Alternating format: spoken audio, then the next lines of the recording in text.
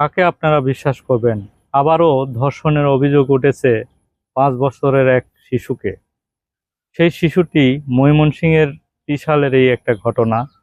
ইমামের একটি মসজিদের ইমামের কাছে ওই শিশুটি আরবি পড়তে যেত প্রতিদিন।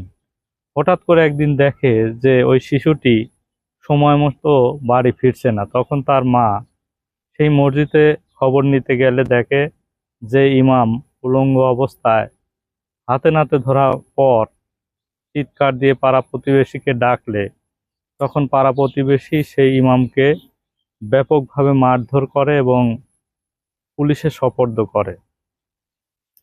এই যে বাংলাদেশে এখন ধর্ষণের একটি মহা উৎসব চলছে, এটি কি আসলে কোনো রাজনৈতিক চক্রান্ত, নাকি আসলেই দেশে মধ্যে এই ধরনের একটি সমস্যা বিরাজ করছে?